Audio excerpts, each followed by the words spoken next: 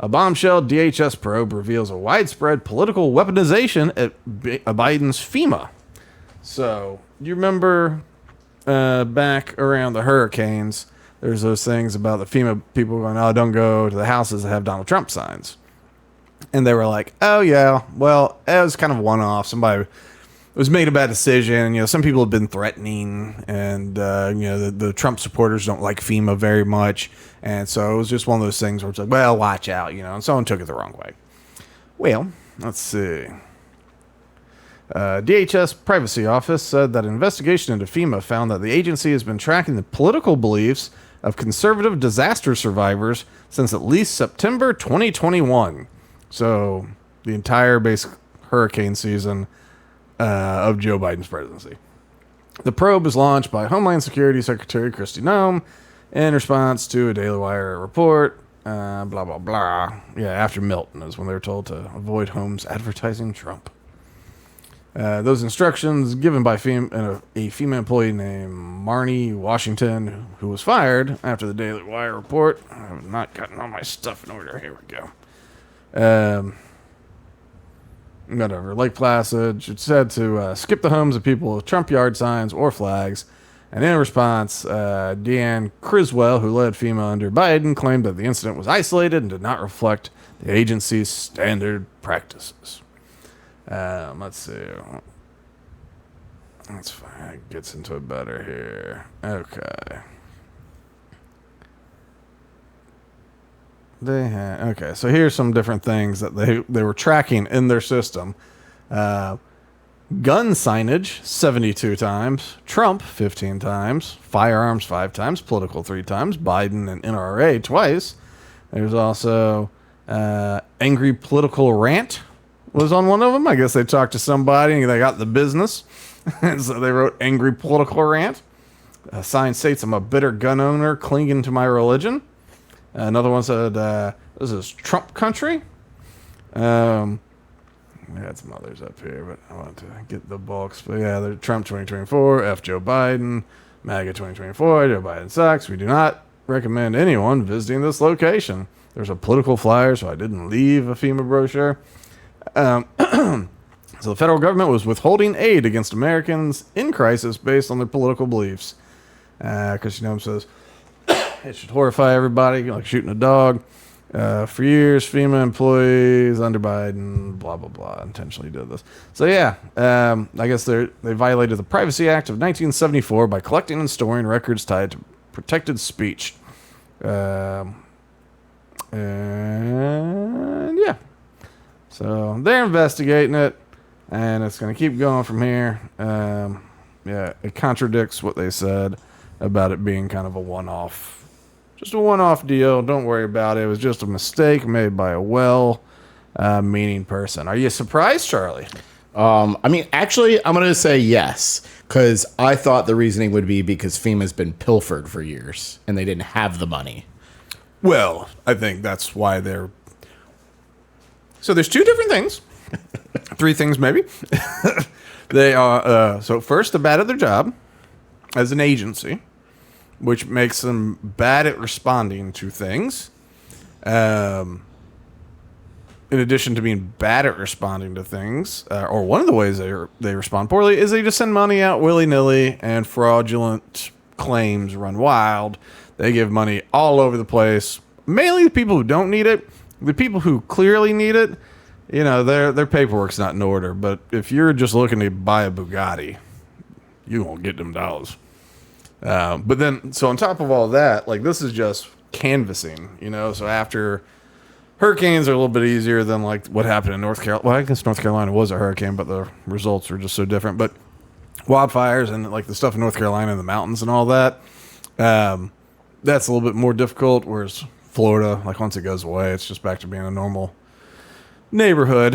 If it's not, totally wrecked like Andrew or like on one of the coastal towns. But yeah, so on top of all the things they do poorly, they're not even looking to inform you about what you might be able to do if you have Trump stuff up or gun stuff up. Which, I don't know. They've never knocked on my door. And I don't know if my neighborhood stays fine.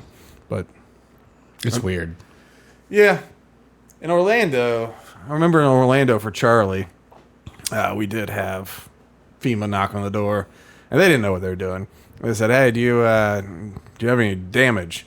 We go, "Well, we rent." They go, "Oh, okay, but none of your stuff was broken." I was like, "Well, we did have a pretty sweet tiki bar that like caught a tree. Actually, saved my roommate's life because the branch came in through the roof and almost went into his room, but stopped because the tree was resting on the tiki bar."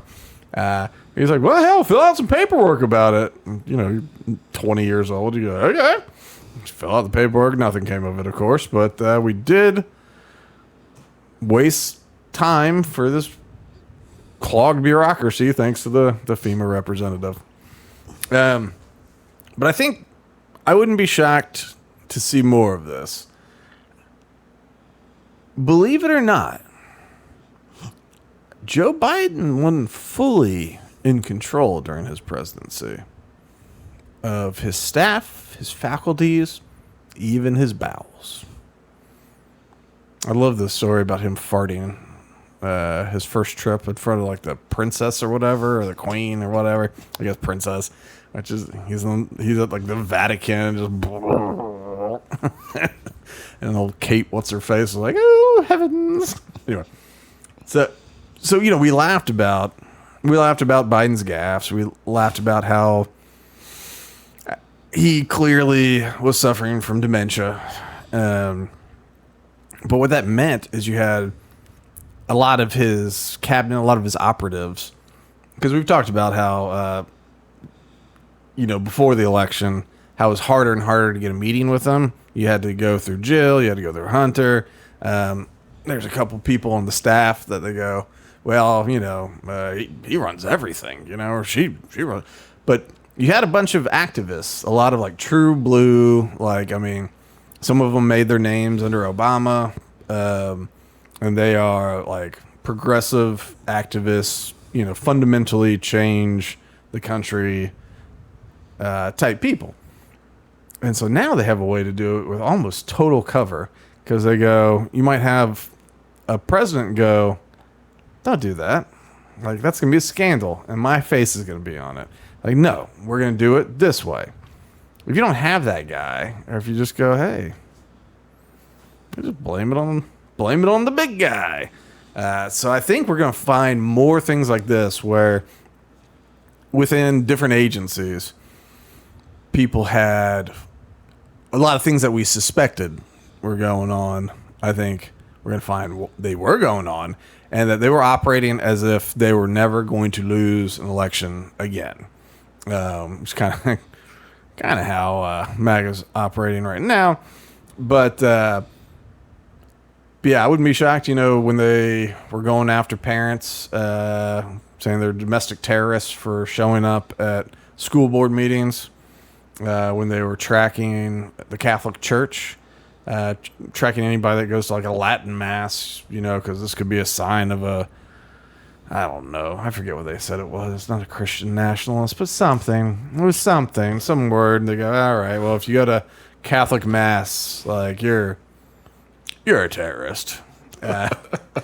So I think some of these made news and we're looking into it, but I think we're going to slowly see that they were really building a lot more than we even know about.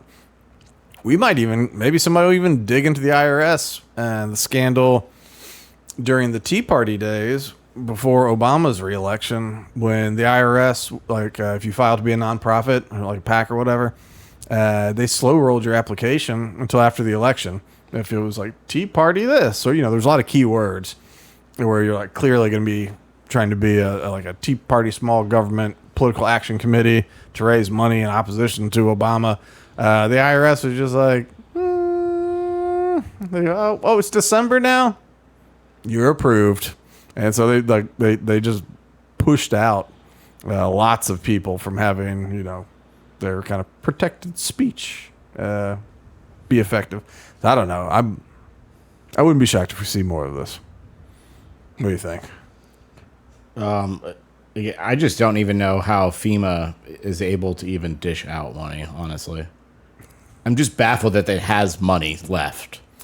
To be fair, it doesn't. Because we don't have money. We're 32 trillion in debt, whatever we're at now.